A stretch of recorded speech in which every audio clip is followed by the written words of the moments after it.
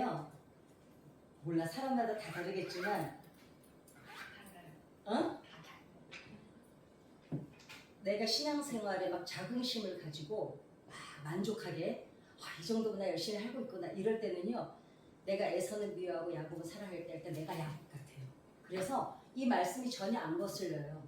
안 거슬리는데 언제 거슬리느냐, 내가 왠지 아니 무슨 이러면 안 되는데 막 이러고 있는데 이 성경 말씀 있잖아요. 이 대목 듣잖아요. 그러면 내가 에서가 된 것 같아서 기분 묘합니다. 이게 우리가 아는 그런 뜻이 아니어서 이제 한번 나눠볼까 합니다. 대부분 열등의식은 왜 생긴다고 생각하세요? 열등의식. 나눔이야지. 열등의식은 왜 생길까요? 너무 그런 거를 남들이 힘냈을 때 그렇지. 빙고, 맞아요. 비교의식에서부터 시작이 돼요. 열등의식은 누군가 혼자 있으면 저 섬나라에 들어가서 혼자 살면 절대로 열등의식이 느낄까요? 안 느낄까요? 느낄 이유가 없어요. 그죠? 근데 열등의식은 반드시 어디에서부터 시작이 되냐면 남과 나를 비교할 때. 근데 남과 나는, 그러니까 그게 이제 거기까지 얘기가 가면 길어지는데, 나르시시스트들 요즘에 나르시시스트 하잖아요.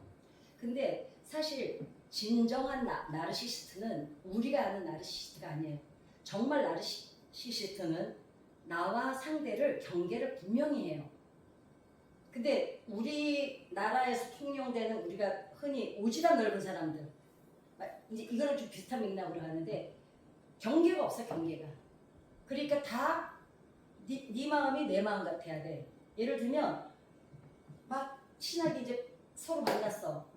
이 집사님이랑 본사님을 지내면 참 좋겠다 그래가지고 막 지냈는데 어느 날 보니까 나랑 자꾸 어긋나는 거예요. 처음에는 뭐 막 맞는 것 같았는데. 그러면은 둘 중에 하나예요. 내 거를 자꾸 주입시켜서 나와 같게 만들려고 하든가 끊어내든가. 예. 그런데 그거는 이런 사람들, 나랑 같아야 된다고 생각하는 게 나르시시스트예요. 같을 수가 없죠.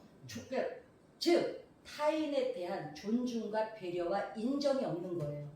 이 사람은 이 사람이야. 나는 나야. 우리 자존감을 자존감이 뭐예요? 자존감은 아무것도 없어요. 내가 누구인지를 아는 게 이제 메타인지라고 얘기하고 나머지 자존감이라는 데 뭐냐면, 복잡하게 얘기하면 복잡한데 이래요. 내가 뭘 잘하는지, 효율성. 나는 뭐에 효율성이 있는지를 아는 거. 예를 들면 권사님은 옷을 예쁘게 잘 만들잖아요. 나는 이런 거 참 숨으라는 걸 예쁜 걸 잘할 수 있어. 각자가 아무리 나는 아무것도 똥손이에요 이러는 사람들도요, 자기 나름대로 다 특징을 가지고 있어요. 그거를 나는 이거 잘해, 이걸 자긍심으로 가져야 돼요.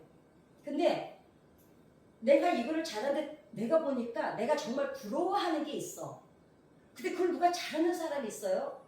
그거는 그 사람 몫이거든요. 그러면 잘하는구나 칭찬하고 부러워하면 돼요. 근데 왜 난 저런 걸 못하지? 이게 이제 문제가 생기기 시작하는 거예요. 그래서 자존감이라는 건 뭐냐면 내가 뭘 잘하는지 효율성을 하는 거. 사람마다 하다 안 되면 설거지를 잘하든가 정리정돈을 잘하든가 뭐든지 있어요. 나만이 할 수 있는 거. 그죠? 그 다음에 그렇지만 나에게는 또 이런 점이 있어. 무안을 해야 되는 점이 나에게는 있어. 이거를 알고 사는 거. 그 다음에 나는 특별한 사람이라는 거. 나는 내 자체로 소중해. 이걸 이제 우리가 자존감에 포함시키거든요. 그러니까 대부분 열등의식은 다름을 인정하지 않는 데서 오는 거예요. 저 사람은 저걸 잘하네? 나는 무지개는 한 색깔로만 무지개가 이루어지는 게 아니죠. 반드시 7색깔 무지개가 7색깔이래야 무지개예요. 그런데 우리는 자꾸 같아야 된다고 생각해.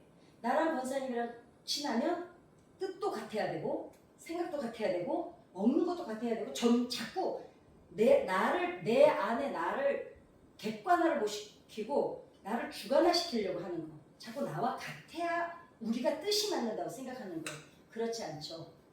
가치관은 그러나 맞아야 돼요. 친해지려면. 우리가 무엇을 추구하는지. 우리는 추구하는 게 뭐예요? 하나님을 나의 아버지로 모시고 사는 거. 이 가치관은 우리가 다 동일하잖아요. 가치관은 같아야 되지만 취미나 이런 건 다 달라야 돼요. 그래야 재밌어. 서로 달라야 내가 좋아하는 데도 한번 같이 가보고 권사님이 좋아하는 데도 한번 같이 가보고 또 권사님이 좋아하는 음식점도 같이 가보고 내가 좋아하는 음식점도 같이 가고 이래야 되는데 우리는 친해지면 같아져야 된다. 부부싸움 왜 제일 많이 해요? 결혼하기 전에는 왜 반했는지 아시죠? 나한테 없는 걸 보는 순간에 눈이 번쩍 뜨인 거예요. 그때 맛이 나는 거 이제. 그때 도파민이 막 나와가지고 정신줄을 놓고 이제 결혼을 하잖아요. 하고 나서는 뭘 요구해요? 왜 너는 내 생각과 같지 않냐요. 생각이 같으면 로봇이죠. 그런데 다른 것 때문에 반했어요. 아나무스 아나미 막 이래가지고 이거 남자는 여자 안에 있는 여성성을 보고 여자는 남자 안에 있는 남성성 때문에 내가 안에 있는 남성성을 남자에게서 봐서 이렇게 복잡해. 어찌됐거나 다른 것 때문에 반했거든요. 똑같으면 재미가 없어요.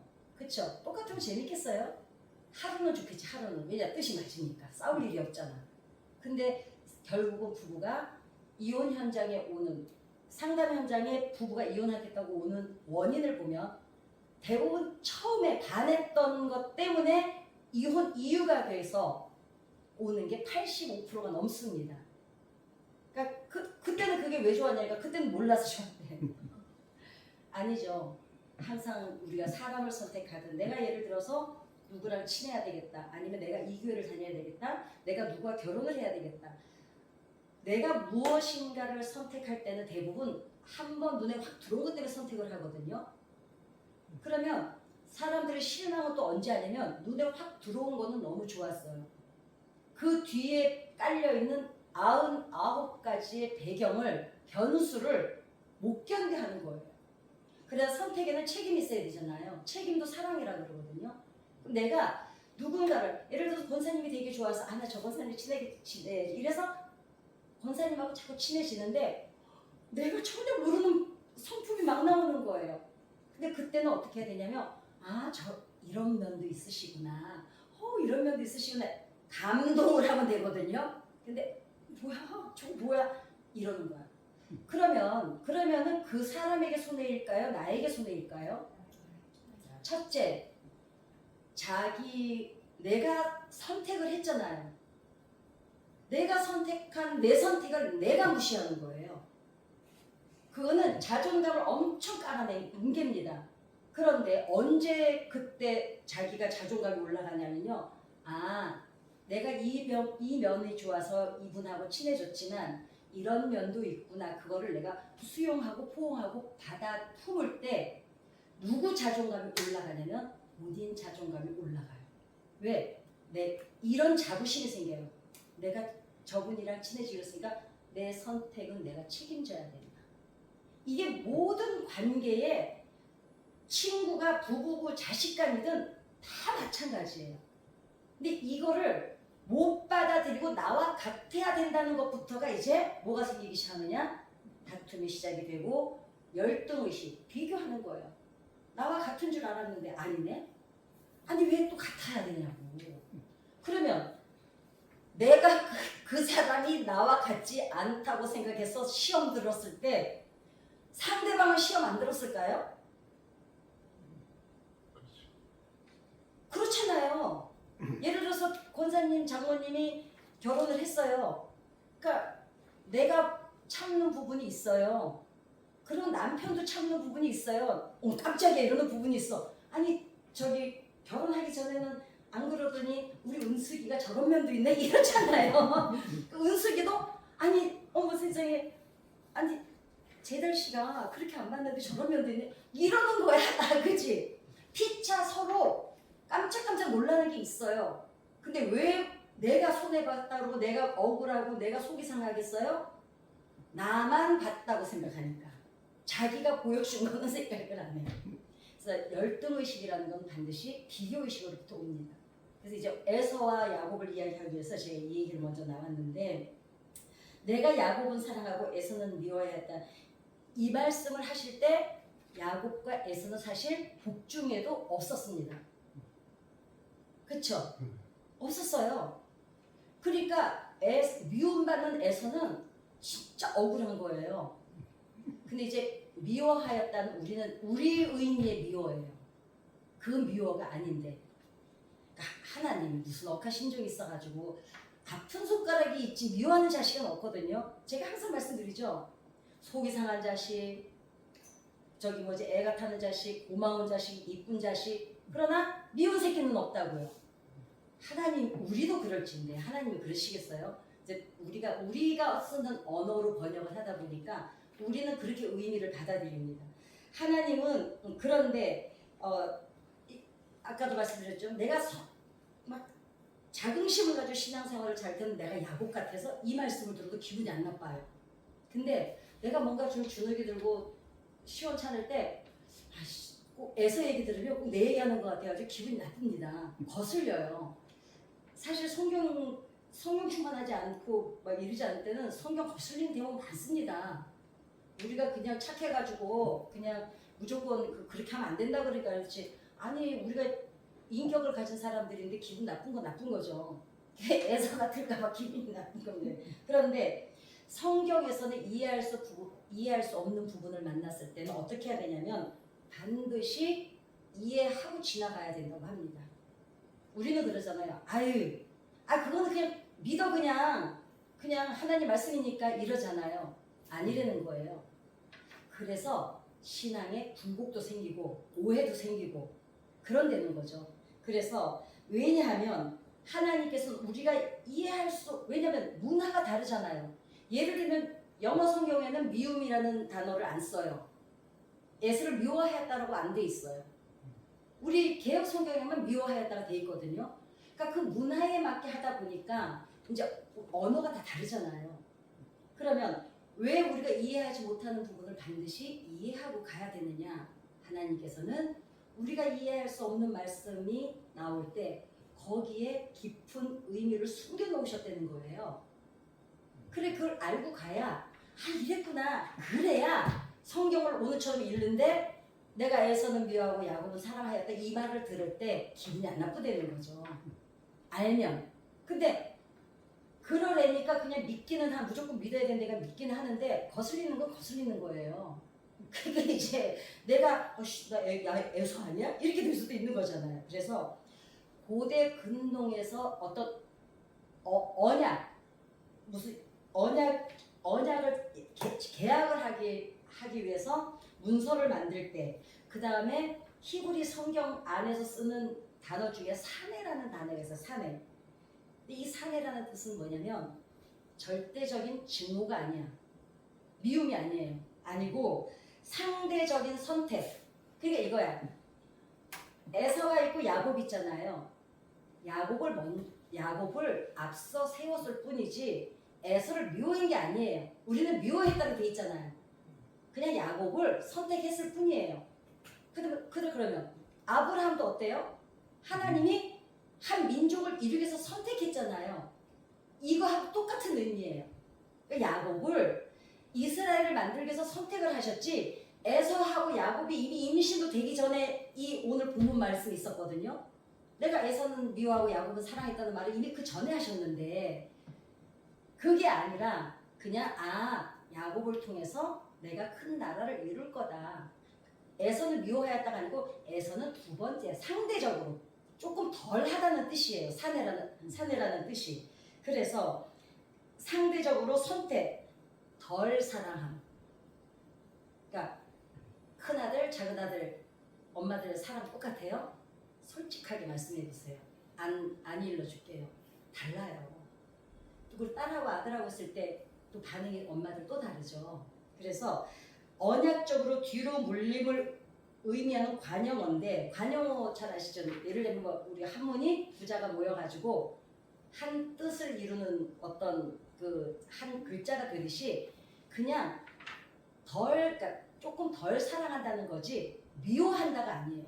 그러니까 이 에서를 미워했다는 건 오늘 이후로 잊어버리시기 바랍니다. 미워한 게 아니라 조금 덜 사랑했다. 그러니까 에서는 에서에 태어난 사람대로 살고 야곱은 특별히 너는 얘를 통해서 민족을 이루겠다. 그럼 이게 어디에 나오냐면 어디에 우리가 이해하기 더 쉬우냐면 요즘에는 어떨지 요즘도 그럴 거예요. 기업 같은 데서 왜 아버지가 어떤 자기가 하던 일을 물려줄 때 나는 이거 하면서 이길자 권사님 생각이 났어요. 상호가 더 기특해졌어요. 왜냐면 지가 원하든 원하지 않든 어찌됐거나 엄마하고 사업체를 물려받아서 함께하게 됐잖아요. 걔 꿈하고 상관없이. 그때는 사정이 어떻게 할 수가 없었잖아요. 그런데 그렇게 물려받아서 이어가는 경우도 있지만 아버지가 이렇게 자식들을 보고 일을 시켜보잖아요. 그러다가 어떡합니까? 얘는 첫째가 아니라 둘째나 셋째가 얘가 이게 적성에 맞군 해서 걔를 불러올 수가 있죠. 그런데 우리나라는 어땠어요? 대부분 옛날에 모든 걸 장자가 우선 물려받았잖아요. 그리고 그때 막 분쟁이 일어나죠. 마지가 있는데요. 막 형제간 싸움도 일어나고. 이 경우라고 생각하시면 돼요. 이런 경우. 미워한다가 아니라 야곱에게 적합해서 에서에게 적합한 인생을 살게 한 거예요. 그러니까 비교할 부분이 아니라는 거죠. 그래서 그러니까 미워하다의 의미는 감정의 크기를 말하는 게 아니라 관계의 순서를 말하는 게 우리 미워하다를 이 관계의 순서를 말하는 걸 우리 성경은 미워하다라고 한 거예요. 그러니까 이제 우리가 이제 그렇게 생각 안 해도 되니까. 그러니까 사랑하다와 미워하다라는 표현은 누군가 우선순위의 그러니까 종주국 예를 들면 어떤 나라가 어떤 나라를 이렇게 지배하잖아요. 그러면 이제 나는 그거는 좀 제가 나라를 이끌어 보진 않아서 이 얘기는 좀 이해가 안 가더라고요. 그러니까 종주국 사이라고 이제 표현도 하는데 그 이제 학자가 얘기하기는 그거는 잘 모르겠고 또 하나는 누가 있냐면 성경에 누가 또 나와요? 이런 표현을 받은 사람이 라헬하고 누구지? 레아. 거기도 뭐라 그래요? 레아는 미움받은 걸로 사람들이 다 생각하기를 미움받은 줄 알아요. 근데 사실 마지막 남편 무덤 옆에 묻힌 거는 누구예요? 레아예요. 결국은 미움받았니 뭐 사람 덜 받았니 이랬지만은 결국은 레아 후손들을 통해서 예수님이 오셨어요. 그 미워하다라는 게 아니라는 거죠. 그걸 우리 표현에는 근데 그때 당시는 성경을 번역할 때 그 표현밖에는 도대체 나타낼 방법이 없었던 거예요. 그러니까 그 미워하다를 썼는데 레아가 미움을 받았다 해서도 레아를 실제로 야곱이 증오했다가 아니에요. 여러분 생각해 보세요. 뭐 남자분들은 더 잘하실 거예요. 남자들은요. 여러분 남편이 지금 옆에 살고 계시잖아요. 같이. 남자는요 정말 그 여자 싫잖아요. 못 살아요. 자식이 필요 없어요. 나가요. 남자들이 나가서 딴 데 가서 사는데 여러분 남편이요 옆에 살고 있으면요 내가 원하는 표현은 안 해. 사랑한다는 말도 안 하고 우리나라 남자는 어차피 사랑한다는 말 못하니까 기대도 하지 마세요. 그리고 남편이 안 하면 내가 하면 되잖아. 왜 남편이 꼭 해야 된다는 법이 있어요? 얘기 좀 해봐. 그래. 남자는 여자가 절대로 싫으면요 절대로 애 낳고 못 살아요. 뭐 한두로 낳겠지 그냥 술 먹고 자든가 뭐 해가지고. 남편이 내 곁에 있다는 거는 이 남자는 아내를 사랑하기 때문에 사는 거예요. 여러분 누구지? 라헬. 애를 2밖에 못 낳죠? 그렇게 사랑받았는데 레아는 뭐예요? 장장 6명을 낳잖아. 6명이 8명이야? 6명이죠? 그러니까 말할 것도 없다니까요. 갑자기 기분이 좋아지네. 내가 레아 같아서. 그러니까 레아가 미움을 받은 게 아니에요. 우리 번역이 그 미워하다라는 표현을 그 단어밖에 쓸만하게 그때는 없었어요. 50년대에는 우리나라에 상담이라는 단어가 없었기 때문에 성령님이라고 한 거예요. 영어 성경은 뭐라 돼 있어요? 카운셀러라고 돼 있잖아요. 그죠? 근데 어렸을 때 우울증이라는 병명이 있었어요? 없었어요? 없었잖아요. 우울증이 뭔지도 몰랐어요. 이미 외국에는 있었어도. 그러니까 그런 면으로 이해하시면 될 것 같아요. 그다음에 또 하나가 나와요. 예수님께서 가족들을 미워하지 않으면 내 제자가 되지 못한다. 이거요. 안 믿는 사람들한테요. 되게 욕먹었던 얘기예요. 그 다음에 한 집안에서 그 얘기도 내가 언젠가 해드리려는데 한 집안에서 뭐 분란이 일어나고 이런 거 있잖아요. 그것도 표현이 사실은 잘못됐어요. 예수님이 예수님이 뭔 영화를 보겠다고 집구석을 쑥대밭을 만들고 남이더라 그러시겠어요? 안 그래요? 그러니까 예수님께서 가족들을 미워하지, 형제나 누구를 미워하지 않으면 나를 내 제자가 되지 못한다 그랬잖아요. 그게 아닙니다. 미워하라는 게 아니라 하나님을 사랑함에 있어서 모든 관계가 상대적으로 하나님이 우선이 되라는 얘기였지 가족을 미워하는 얘기가 아니었어요. 그러니까 그거는 번역의 어쩔 수 없는 번역의 문제였지. 그 당시는 그런데 우리나라 언어를 이렇게 바뀌는 그럼 지금이라도 바꿔야 되거든요. 우리 그 개정 개혁된 게 얼마나 됐죠? 지금 10년 개정 개혁 다 그냥 다 성경을 그냥 옛날 걸로 다 바꿔버린 데가 있는데 그러니까 그랬어야 돼요. 그러면 이 정도 됐으면 사실 개정 개혁 다시 나올 때 단어들 다 바꿨어야 돼요. 근데 이거는 뭐 여기까지 우리가 가면 우리 밤새야 되고 또 내일 아침에 출근해야 되는데 그러니까 형제나 가족을 미워하라는 게 아니라 그게 아니에요. 그런 이 미워하다는 표현을 성경에서 다 빼야 돼요. 뭐냐면 하나님을 우선순위에 두고 그 다음에 차선책으로 가족들 아니 예수님이 몸은 억하신 적이 있어가지고 너 나 사랑해야 되는데 나만 사랑해? 딴 여자 쳐다보면 안 돼? 이러겠어요. 그쵸? 그러니까 그 얘기예요. 우선순위를 하나님께 두고 근데 이거는 우리가 신앙의 기본이잖아요. 그쵸? 이게 뭐 비밀도 아니고 큰일도 아니에요. 단지 이렇게 써놓다 보니까 이게 의미가 완전히 달라져요. 이렇게 되면 뭐 그러면 있잖아. 그러니까 옛날에 그 남편들이 교회 못 가게 하면 집에 가서 마귀 새끼야 올라가라고 사탄이 들었다고 그랬대잖아요. 그러니까 그게 아닙니다. 하나님이 우선순위에 두라는 거. 근데 우리 신앙인들은 이게 기본인데 뭐 굳이 뭐 설교로 들을 필요도 없는 얘기인데 이제 번역의 문제였습니다. 헬라어로 에클로게라는 말인데 이 말이 뭐냐면 선택이라는 뜻이거든요. 아까 사내는 히브리어였어요. 이거는 선택인데 밖으로 골라내. 우리가 이렇게 콩 같은 거 있으면 어떻게 해요? 좋은 걸 골라내서 나쁜 건 버리고 좋은 거는 우리가 먹잖아요. 그러니까 골라낸다는 뜻이에요. 그 다음에 택하신다는 거 택하죠. 어차피 좋은 걸 택하잖아요. 아니면 뽑다 이런 뜻이에요. 한마디로 선택, 골라낸, 택하신, 뽑다라는 뜻이 에클록이라는 뜻인데 이거는 바울이 로마에서 몇 교회의 편지를 보면서 이 단어를 썼어요. 에클로게는 무작위가 아니라 그러니까 무작위로 하는 게 아니라 선택이었죠. 뽑는다 그랬죠. 골라낸다 그랬죠. 목적을 가지고 정확한 대상을 의도적으로 골라내는 행위를 할 때 에클록이라는 단어를 쓰거든요. 그러니까 야곱을 에클록이 하신 거예요. 아셨죠? 에서를 미워한 게 아니라 그냥 에서랑 야곱이 있는데 태어나기도 전에 하나님께서 야곱을 그냥 에클록에 그냥 택하신 거예요. 야곱이 뭔가 훨씬 나아서 야곱을 얘가 믿음도 잘 지킬 것 같고 하나님 우리가 근데 대부분 어떻게 해요? 에서는 믿음이 없고 야곱이 믿음이 있는 줄 알잖아요. 그래서 하나님이 야곱을 택했다 막 이러잖아요. 그게 그러면은 믿음이 있는지 없는지는 언제 알아요? 태어나 봐야 아는 거 아니에요.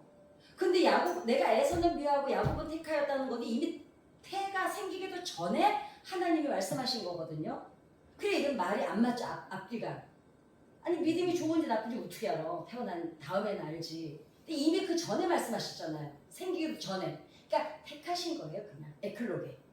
이제 우리 성경에서 미워한다, 뭐 이런 걸 나오면 아 이거는 그렇구나. 이제 바울은 데살로니가에서도 너희를 택하심을 아노라 하면서 성도들에게 일일이 에클로게라는 단어를 썼는데 택하심 이게 에클로게. 그러니까 바울이 내가 뭐 택하셨다 이런 단어를 쓸 때 바울도 똑같이 이 단어를 썼어요. 그러니까 야곱은 택하심을 받은 거지 에서가 미움받은 게 아닙니다.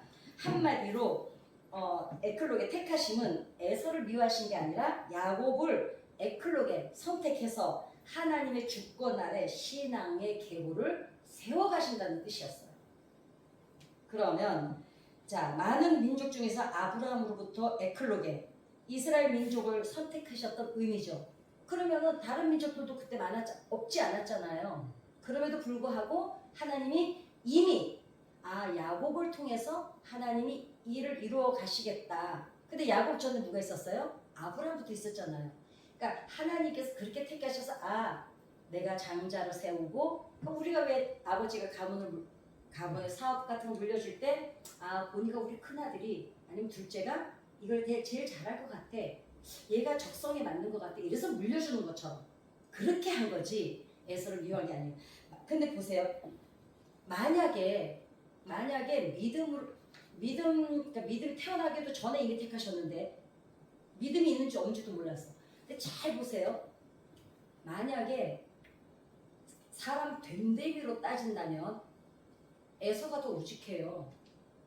그쵸? 야곱은 속이는 자. 그 다음에 또 잔머리를 잘 쓰잖아요. 이건 우리나라 단어로는 잔머리라 그러지만 우리는 뭐라 그래요? 순발력이라 그러고 순발력이 찾아져. 순발력이 뛰어난 거죠. 그 다음에 그 대처 방안이 신속한 거죠. 이제 우리는 워낙에 야곱을 그냥 사기꾼에 속이는 자에 막 갖다 붙여가지고 이제 욕을 해댔기 때문에 바꾸기에 참 힘이 들어요. 근데 욕을 해댈 일은 아니고요. 야곱은 순발력이 뛰어났던 거예요. 의미는 속이는 자가 나중에 팥죽 때문에 그리고 애들이 욕심나면 애들 키우면 말잖아요. 애들이 그런 사소한 거짓말 안 하는 애들이 어디 있어요. 그러나 그렇게 따진다면 에서가 훨씬 우직해요. 사방팔방으로 산으로 애가 들고 뛰어다녀서 그렇지 야곱처럼 잔머리를 적어도 써가지고 수작은 안 부려요. 그쵸? 하나님이 사람 됨됨이로 따지신다면 에서여야죠. 근데 이미 에서가 하고 야곱이 생기기 전에 하나님은 쭉 계획을 세우셨던 거예요. 태어난 뒤에 에서하고 야곱을 이렇게 봤더니 저 새끼는 참 도저히 안 되겠다 이래가지고 에서가 팽당하는 게 아니라 이미 하나님은 쌍둥이가 태어날 건데 나는 얘를 통해서 갈 거다. 얘는 아마 이런 성향을 가지고 태어나기 때문에 이런 훈련이 필요할 거다. 그랬기 때문에 그 훈련조차도 우리가 볼 때는 팥죽 사건, 아버지 속인 사건 다 이러지만 그게 하나님은 이렇게 쭉 가신 거예요. 그렇게 가야 저기 갔다가 돌아올 때 약복강에서 막판에 얘를 어떻게 변화시킬 것도 하나님의 이미 쭉 들어있죠. 그랬던 거지. 그러니까 이제부터는 에서가 미움받은 건 우리 완전히 잊어버리시면 됩니다. 그러니까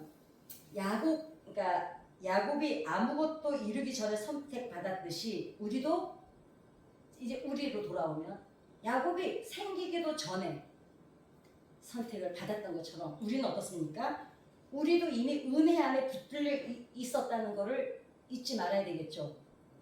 제가 이 얘기는 늘 해드리는 거죠.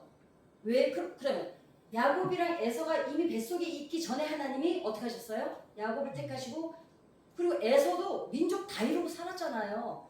자 그랬는데 우리도 이미 예정된 사람들이라는 거. 왜요? 형질이 생기기 전에 내가 너를 알았고 그쵸?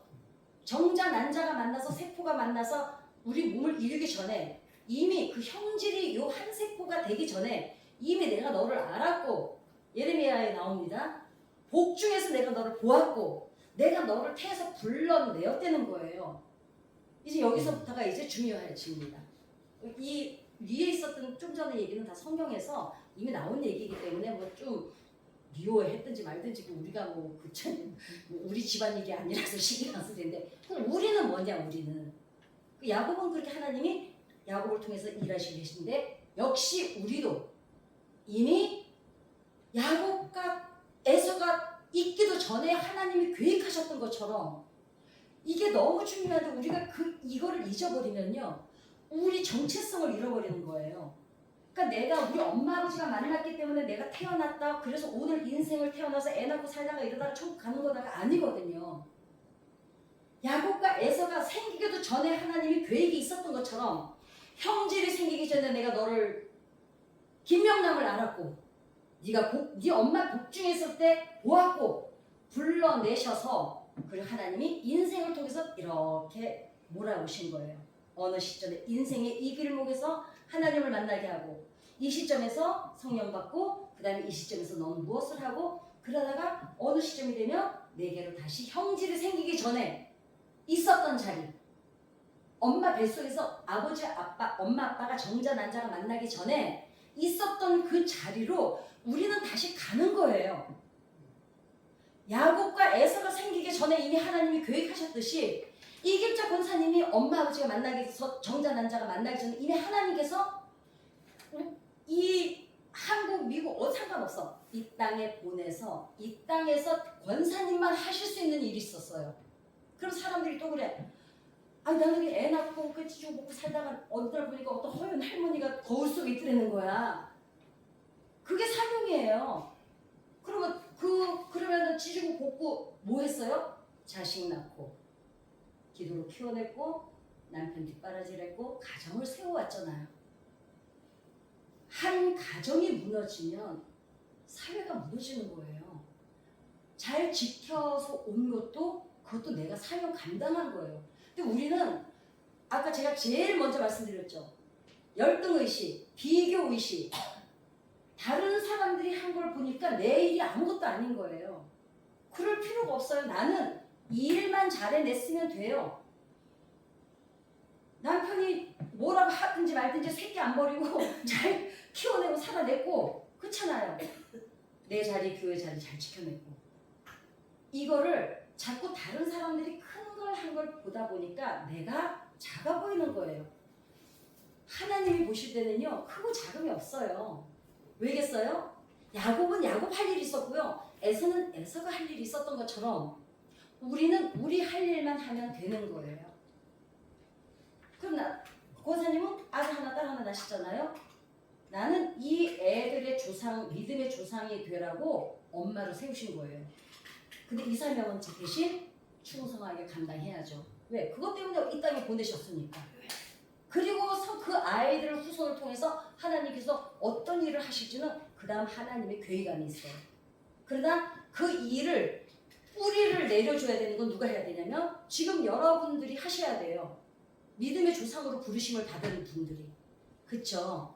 그래서 내가 아니면 이렇게 생각하세요. 내가 지금 오늘 내가 지금 우리 아이들을 위해서 기도해. 이거는 이 엄마만 할 수 있어요. 내가 아무리 사랑을 가지고 권사님 자녀들을 위해서 기도한다 해도 엄마 못 따라가요. 그죠? 재혁이 재천이 나 중고 걔네 이름은 아예 적지도 않아도 알아요. 근데 봐봐. 엄마보다 더 간절할까? 그쵸? 그러니까 그럼 다른 사람들이 이루어놓은 신앙의 업적이나 인생의 업적 보지 마요. 상관없어요. 나랑 비교하지 할 필요가 없어요. 비교 때문에 열등의식이 생기는 거거든요. 나는 내 할 일만 다 하면 천국에 가면 하나님이 상급 주실 거예요. 그리고 상급은 반드시 있습니다. 그 상급이 천국에서 주실지 내 이 땅에 살아가는 내 다음 세대에게 주실지는 몰라요. 그러나 반드시 중요한 건 상급은 있다는 겁니다. 천국에서 있든 내 후손을 통해서 있든. 아멘입니까? 아멘. 할렐루야. 그러면 이제 오늘부터 뭐예요? 나는 내가 너무 자부심 느껴지는 거예요. 나는 나만이 할 수 있는 아무도 못 해줘요. 그 사명을 아주 크게